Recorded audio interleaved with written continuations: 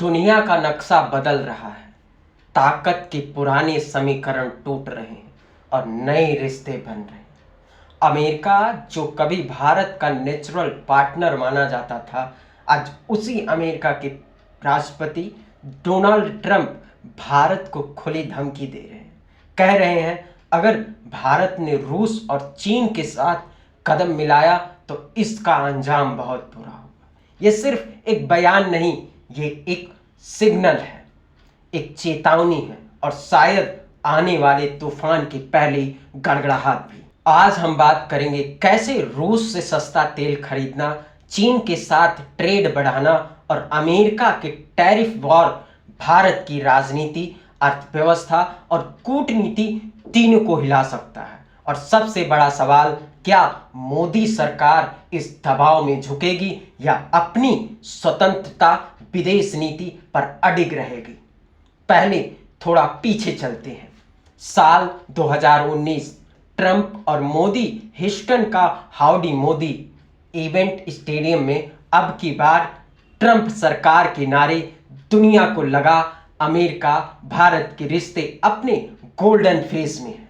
लेकिन राजनीति में दोस्ती उतनी ही तेजी से बदलती है जितनी तेजी से अंतर्राष्ट्रीय तेल के दाम।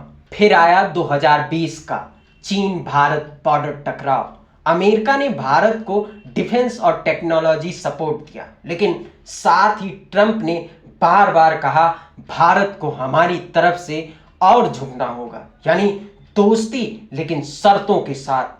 2022 में रूस यूक्रेन युद्ध शुरू हुआ।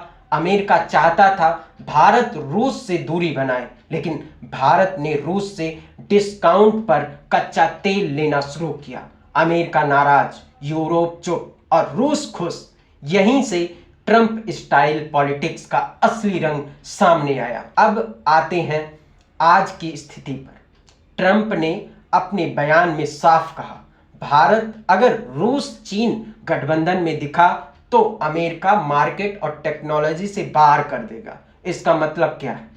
भारतीय आईटी इंडस्ट्री, जो अमेरिका के क्लाइंट्स पर निर्भर है, झटका खा सकती है। भारतीय फर्म्स, टेक्सटाइल और मैन्युफैक्चरिंग पर हाई टैरिफ लग सकता है और एफडी इनफ्लो जो अमेरिका से आता है कम हो सकता है। लेकिन मोदी सरकार का कहना है भारत अपनी एनर्जी और ट्रेड पॉलिसी अपने हित में तय करेगा।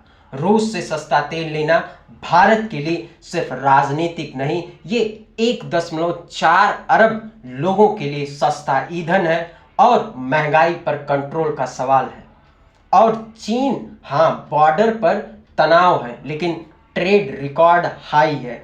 मोदी सरकार जानती है चीन से पूरी तरह आर्थिक रिश्ता तोड़ना भारत की मैन्युफैक्चरिंग और इलेक्ट्रॉनिक सेक्टर को बड़ा नुकसान देगा।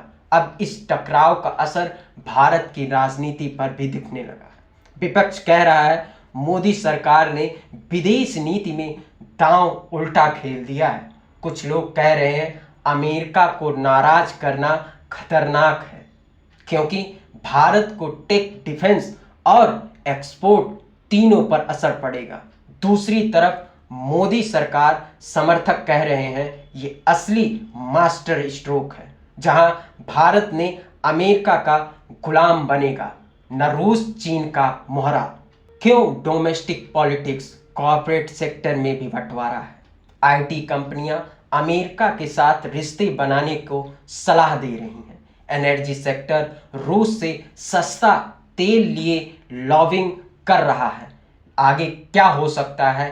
3 संभावनाएं हैं। सॉफ्ट बैलेंसिंग, भारत रूस और चीन से ट्रेड रखे लेकिन अमेरिका से भी रिश्ते बनाए रखे। और दूसरा, सख्त पोजीशन, मोदी सरकार खुलकर कहे भारत स्वतंत्र है और किसी के दबाव में नहीं आएगा। और तीसरा, छुपी डील, पब्लिक में तख्त बयानबाजी लेकिन पर्दे के पीछे समझौता। जो भी हो, इस भू राजनीतिक शतरंज में भारत अब प्यादा नहीं, खिलाड़ी है। लेकिन खिलाड़ी भी अगर एक गलत चाल चल दे तो खेल खत्म हो सकता है।